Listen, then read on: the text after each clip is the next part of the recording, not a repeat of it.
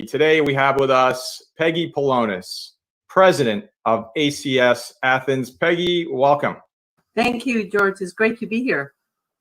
It's always so great to have global leaders and luminaries on Ideagen TV, and you are at the very top of that list as you create and forge innovative ways for students to learn at ACS Athens and across the planet with the models you're including in your curriculum. So for that, we are deeply grateful. I think the whole planet is grateful to you, Peggy. I thank you, and I'm so inspired by some of the people that have been joining us through these panels. It's been amazing. It really has. It's incredible. And today I understand you have two very special guests with you.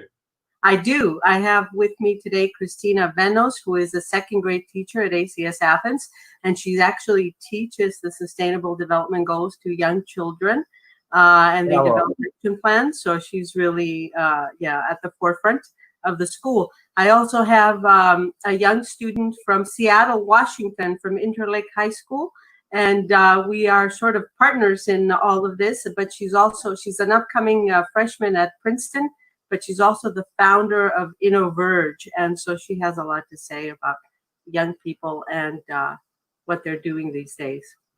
Fantastic. Welcome, Archika and Christina. It's so great to have you on Ideagen TV.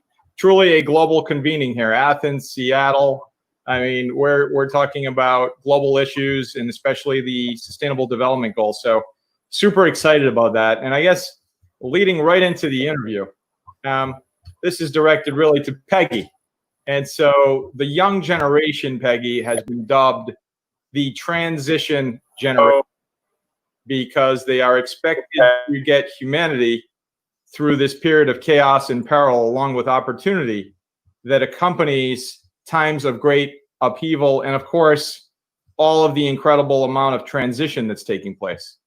So how do we guide this next generation to create a positive impact? And what is ACS Athens doing specifically to move in that direction? You know, George, a lot of people are saying in their speeches that the young generation, that we expect them to change the world and to save the planet. And I really find this quite unfair, particularly when we are the generation that botched it up. So it's not only their responsibility, but it's ours as well. And we need to provide an example and a framework that will guide the younger generation towards that goal. And I think that the best way to teach children is to get them involved, to make them stakeholders in one of the great challenges of our time, which is to maintain a viable existence on Earth by living in harmony with all living things, by collaborating towards a sustainable planet, and by innovating so that these goals become possible. And children, they have a natural wisdom about how to live in harmony with their surroundings and about things that need to be done. And we often interfere with that by separating education from the natural environment. So I think it's really important that we bring this back into the schools and we help them understand other cultures and ways of being. And of course, international schools make this possible. So there's always, there's more tolerance and appreciation and ultimately collaboration. Now, in relation to ACS Athens specifically, we really have taken the goals very seriously. And we've been talking with our teachers about including the SDGs in the curriculum or developing a framework K through 12 that is parallel to the curriculum through our Citizenship Academy, which will be launched in the fall. But the interesting thing is that with ACS teachers, as I'm sure with many teachers across the globe, is that you don't really have to tell them much. Once they understand the issue, they develop the methodology and the programs to address this. So teachers across the schools have been working on innovative ways to teach children about the SDGs and to turn theory into practice. And our mission is to prepare this generation by offering resources and research knowledge and support to see this through. So when you teach children what we now call the 21st century skills, such as collaboration and problem solving and solution finding, ethical practice and accountability, skills that really are good for any situation and any century. And if you do this through a lens of mutual respect, we like to believe that we prepare them to be global citizens, yet capable of making an impact in their immediate environment. You know, I think what you said at the beginning of this interview was incredibly profound, as always, Peggy. I wouldn't expect anything less. But, you know, to think that we place this burden on the next generation, right? And, you know, at the same time, if these issues were simple to solve, they would have been solved a long time ago. Exactly. So there's that balance between the individual being able to believe and to actually create change and solve some of the most vexing issues on the planet Earth, which today they're more empowered to do than ever, especially through technology, et cetera. But at the same time, understanding that nothing is easy. So it takes a lot of hard work, as we tell our kids. It's nothing is easy. If it were easy, then it would have been accomplished a long time ago. Which leads me to Archika. Archika, welcome to Ideagen TV. Thank you so much. It's so awesome to have you on Ideagen TV for a lot of different reasons, because we like to have, you know, the voice of youth at the table as often as possible. And in Peggy's infinite wisdom, she was the person inviting you to be included today. So we thank her and you for that, for taking time to do that. From Seattle, Washington, you're a student at Interlake High School. And I think incredibly so, you are also an upcoming freshman at Princeton, partnered with ACS Athens. So my goodness, already leading the way on the educational track. Archika, do you believe that students should be aware at a young age about the SDGs, the Sustainable Development Goals, those 17 goals of the United Nations? And how do you think this could happen in schools to make a change and to make sure that they're aware of these important goals? Yeah, no, I think that's a fantastic question. And to address the first part of it, should students be aware of the Sustainable Development Goals? My answer to that is a 100% definitive yes. And the reasoning that I look at is, why do we educate our youths? And I think the primary reason behind that is so that they can go out and be positive contributors in society, when Sustainable Development Goals are the most explicit framework to enable them to do that. You know, you're teaching kids that here are the pressing issues in our globe, here's how we can make it a better place. And there's these 17 goals that really pave the way for students to understand how they can positively contribute to society. So I think that that is 100%.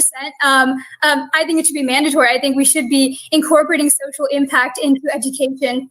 And the second part of that question was that, how exactly do we do that? And I think that's where we really have to take learning physically outside of the classroom. So we teach students math, we teach them physics, we teach them biology, history, writing, but do we teach them how they can use that to create that positive difference? I think arguably in a lot of education systems or settings, we don't really do that. So, you know, one idea that I would have as a student, and I feel like it would have been really useful to me personally, is if my teacher at the end of the year said, hey, you learned this, this, and this throughout the year. Now, use something that you've learned in the classroom to create a change outside the classroom. You know, work with a community organization, maybe impact 1, 2, 10, 100 people through an app you create, or through a paper you write, or through a journalistic feature you do. And I think that would be really essential to teaching kids that no matter what age you are, you can go out and make a positive difference, and that, you know, education is what is enabling you to do that, and that's ultimately the end goal. So making that really explicit and making that a priority within school systems, I think, is imperative. Yeah, and I think you said it so eloquently. And it's funny because I just had a very, very similar conversation with our 12-year-old son, George, the other day. And he said, gosh, Dad, you know, I don't know if anything I'm learning in school will translate into the real world. So I think it's really important, you know, to be able to connect the dots. As our chairman emeritus, Dr. Ken Moritsugo always says, you've got to collect, connect, and nurture those dots along the way in order to make that positive change across the planet. And I think contextualizing what you're doing is critical. Understanding, you know, the nexus between what you're learning today and how you can have an impact. And I really like what you said about, it could be one person, could be 10 people. It doesn't mean that you need to go out immediately and impact and change, you know, the world and impact 1 million people, because It's a snowball effect. If you can begin change in your local community, then you can begin to change the world. And I think it's also important to note, why are the SDGs so important? They're important because they're non-political. They're about as non-political as you can get on this planet at this moment.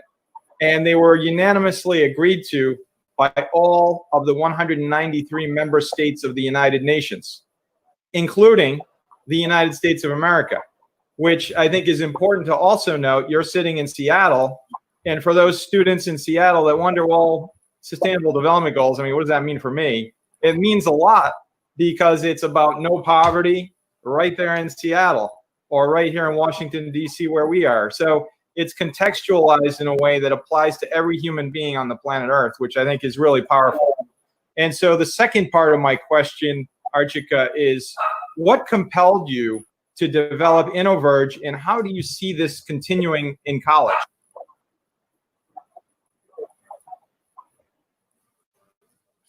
Yeah, that's a really great question as well. And, you know, the compelling factor for me was personal experience. I think there's this unique aspect to seeing problems firsthand, and maybe even being in the position where on the receiving end of inequity or underrepresentation. So that was my experience when I walked into my very first STEM classroom through a computer science camp. So I walked into the classroom, and there was just 30 boys sitting behind a row of desktops and one other girl. And that's where I realized that, particularly in STEM education, girls were really lacking in representation within that field. Another thing that I noticed was that the demographics of that classroom were incredibly homogenous. You know, I'd say middle to high income students, you know, boys from primarily Caucasian and Asian backgrounds. And so this felt like there were too many people to be missing for it to feel right. So that's how I founded Innoverge, which is youth-led international project bringing STEM education to youth from underrepresented backgrounds. And our mission is twofold. First, it is to increase diversity and accessibility and level the playing field in STEM education. But the second aspect of that is to do it through uniquely STEMX education, which kind of ties into this whole, all of the discussion that we're having about sustainable development goals and social impact. So we run STEMX workshops. This could be STEMX women's equality, STEMX nonprofits, STEMX politics, STEMX literature, combining science and technology for social impact through fields that you would just never imagine it being coupled with at all. So we run a lot of those kinds of workshops. Currently, we've worked with youths in 8 countries, 26 locations, and we've impacted around 2,800 students. And this is all through youth-led programming. So these are people my age, if not younger, running these workshops for their younger counterparts or students. So that's currently what Innoverge does. And I definitely see myself continuing this in college. We're actually planning our relaunch next month. So, you know, we have some long-term goals in creating a global network and a community that values sustainability, that values social impact, empathy, and kindness, along with the skills that we learn in the classroom through science and technology, whether that is in the classroom or even outside of the classroom. So service is definitely something that I see defining my life for, you know, the near and long future. And I hope to incorporate that as much as I can through Innoverge or even through on-campus leadership and volunteer opportunities once I get to Princeton. That is absolutely mind-boggling how you have impacted so many students across the planet. Just a quick plug for Innoverge, because I think it's important for people to be able to learn more. How can anyone on the planet, including the millions of people that will watch this, find out more information about your project?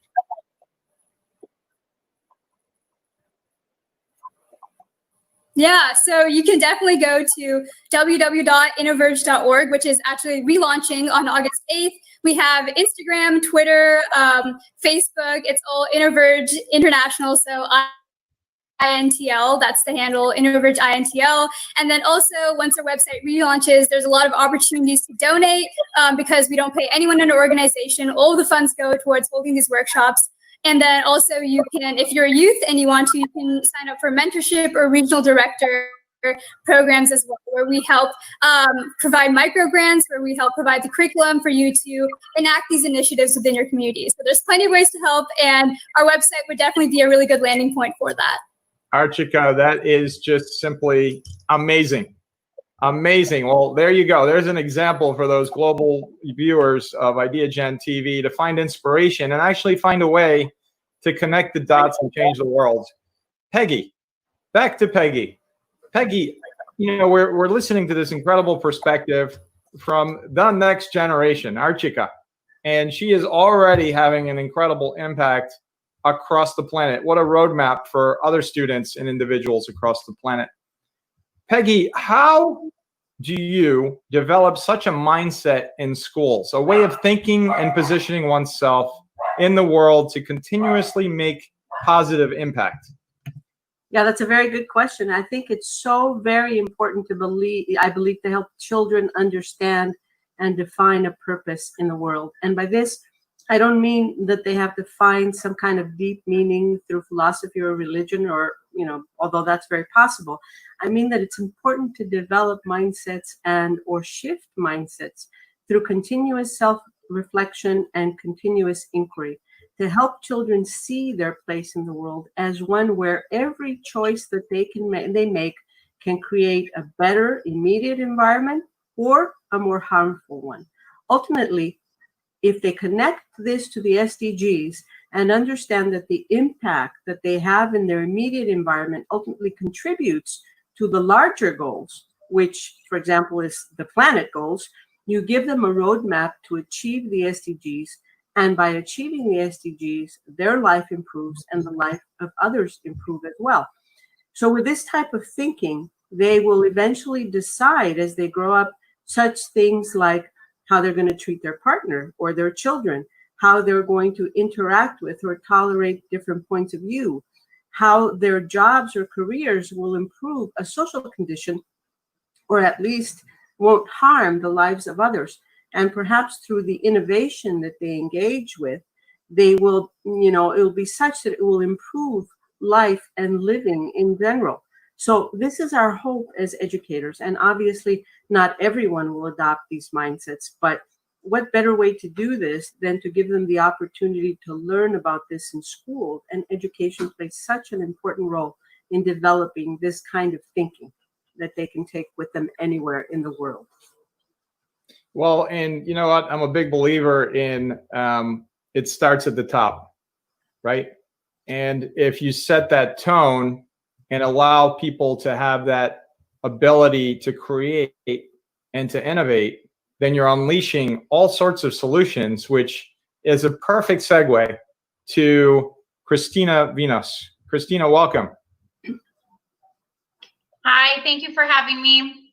It's great to have you here with us on Ideagen TV today. I think teaching, having taught myself, is one of the most important professions, obviously, on the planet Earth. And so I think it's incredibly important and exciting at the same time, as a second grade teacher, Christina, that you are actually infusing teaching about the Sustainable Development Goals in your work with second graders.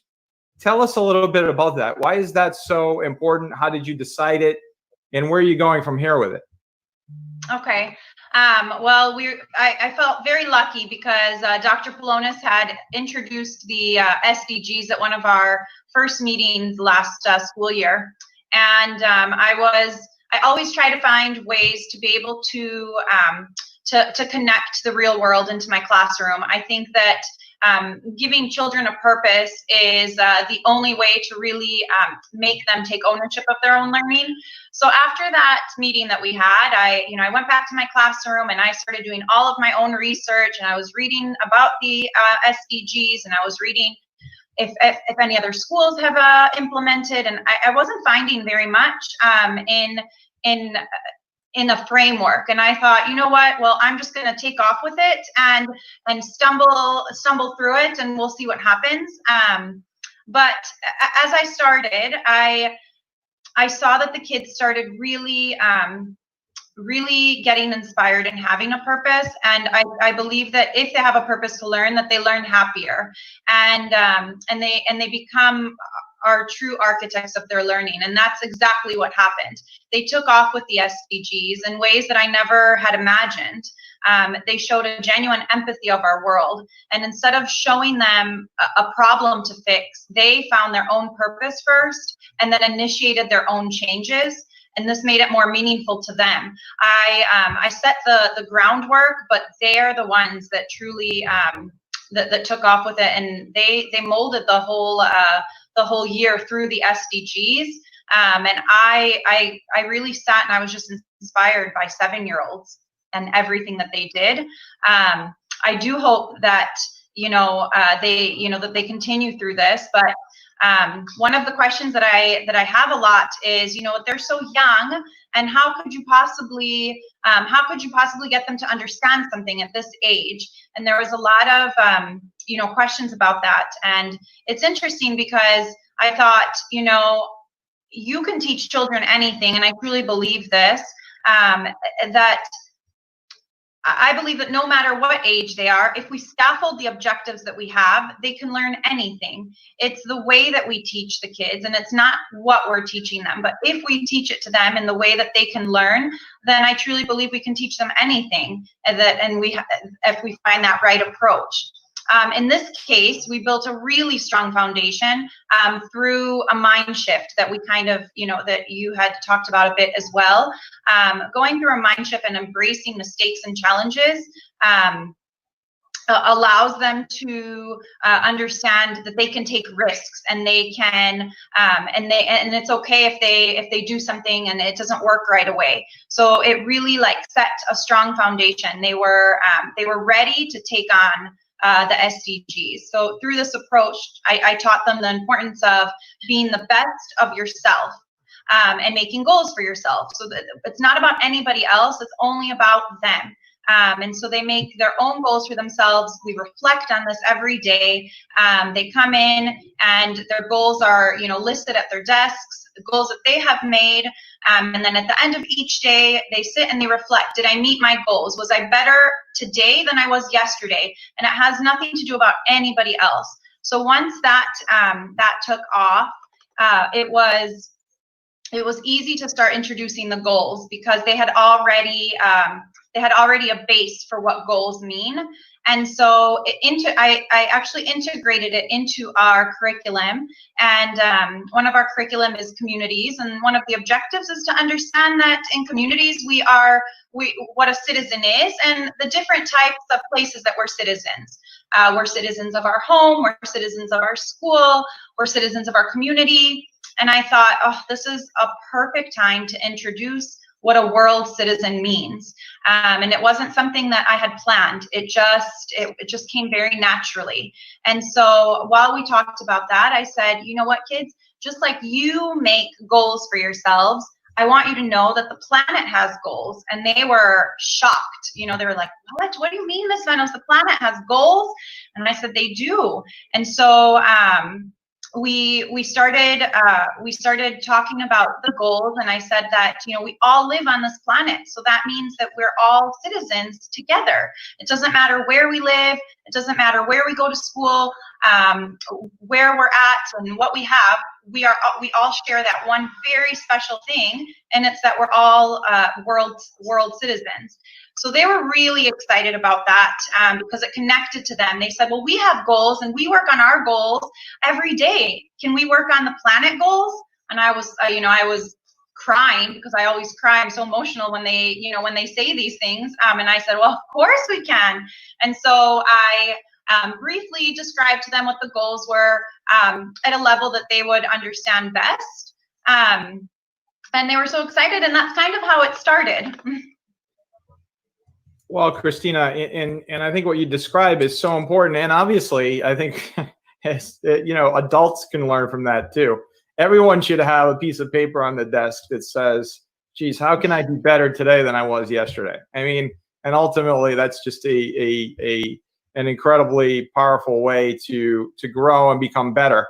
Ultimately, I love what you said about connecting it to their daily lives, because as kids and even as adults, we live in this world where it's about us, and we are trying to, it's us, it's our family. But how do you then branch out from that and say, what about my community? And then it's easier, and it's a profound point you make, to make that global connection, to say, okay, if you can impact your local city, your neighborhood, even your block, then you can make that logical assumption and leap to the city, the state, the country, the planet, and then it all comes together, which is, I think, exactly what you just described. It's incredible. So you're inspired each and every day by these kids now. Each and every day. Incredible. I still, Incredible. they, one of the really, it's funny, now they're not in school, and I'll still get some emails from the parents, and they'll say, he told me, we were in the car and we had the air conditioning on, and he said, oh, Miss Venno said we should open the windows if we don't need the air conditioning on. And it's like these little pieces that, they're bringing into their lives. And, the parents they're laughing, but at the same time, they're like, oh, now I'm really hot because we need the air conditioning on. But it was sweet, these emails that are coming through. It is. And I think it's all about context, right? And what we've heard a lot today, and I've been hearing a lot lately, as of late, and it may have something to do with the situation we're in, from a global perspective, but empathy. I'd love to throw in a question about empathy. Why do you believe, let's start with Archika. Why is empathy so important? Because you mentioned it as well.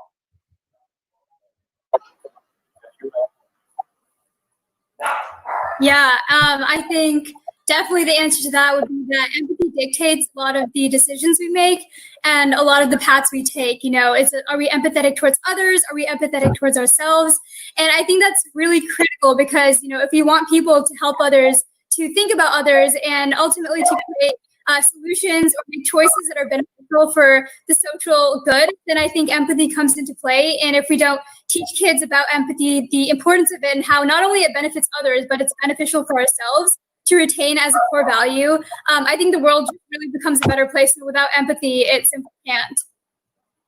That's incredible. Christina, how about you? What about the importance of empathy for you?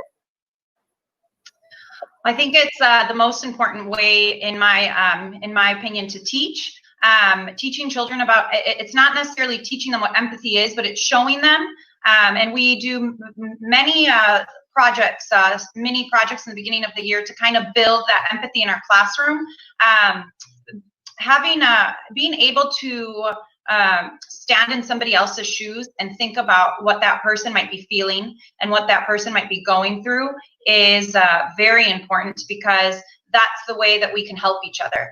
Sometimes we don't think about what that person might be going through. You might think, oh, well, they were late to work, and you're not, and that's just something very small. But if you have that empathy built in, you might stop and you might say, well, you know what, I'm not going to criticize this person for being late to work, because maybe they were late to work because they were helping their sick grandmother. Maybe they were late to work because, there was many different reasons.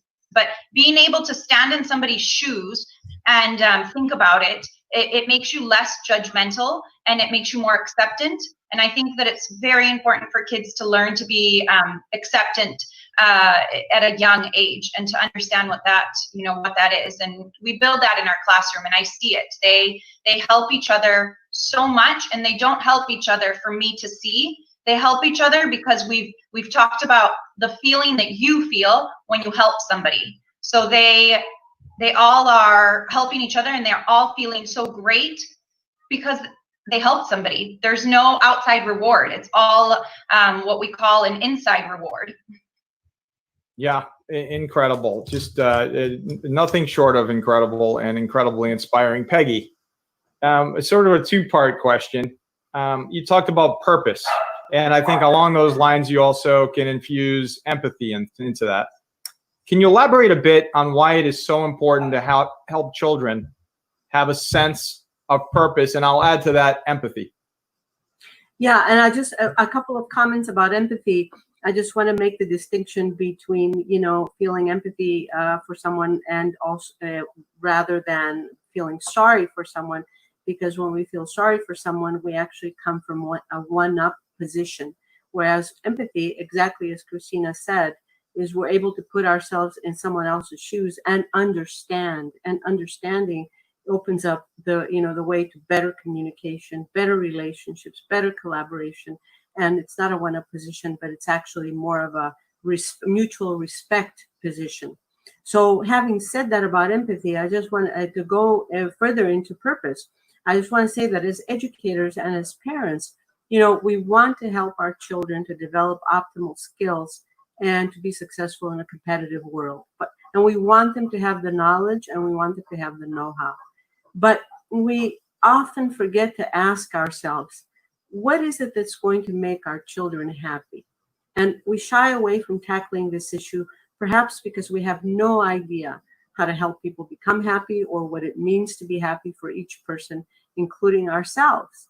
So I do want to say that there are a lot of people that are very interested in this topic of happiness, and particularly, you know, during this time of high rates of anxiety and depression and other symptoms that are coming and showing up more and more at younger ages. So the research in this area indicates that our brains are wired to get tired of things. You know, we anticipate buying a new car or house and we feel such joy, and then we buy it and we're thrilled for a while, but after a while we get tired of it. And we need something else to repeat that thrill and that elation. It really does not last very long. But what does last is that when we tap into a memory that was joyful, a moment that was impactful in our lives, you know, relationships that made the difference in our lives. So the more we invest in these and the more moments of joy and happiness we have, the more elation we have. And contributing to a cause or improving a social condition or helping someone in need also belongs in this category. And it often gives us a feeling of satisfaction and a feeling of elation. And it gives us a purpose that's higher than, you know, our immediate surroundings, something bigger than us that we're contributing towards. So by positioning ourselves in a world where, you know, we're contributing while continuously self-reflecting and asking questions, you know, we have a sense of a greater purpose beyond myself and beyond the immediate world. And the SDGs show us that what we're doing on a daily basis not only improves our immediate environment, but it also contributes to a greater purpose. Wouldn't that make you happy, George? Wow. And, you know, incredibly happy. And I think that that's awesome. You know, Peggy Pelonis, President, ACS Athens, Christina Vinos, second grade teacher at ACS Athens as well, from Athens, Greece Live, and Archika Dogra from Innoverge in Seattle, Washington, and an incoming Princeton student in New Jersey. So super exciting, super inspiring, and incredibly impactful conversation today. I think, again, the Ideagen TV viewers across the planet are fortunate to hear this conversation today during this time. Peggy Pelonis, ACS Athens, global leader, luminary, leadership defined. Thank you all. Thank you. Thank you, George. Thank you all. Thank you. Thank you so much.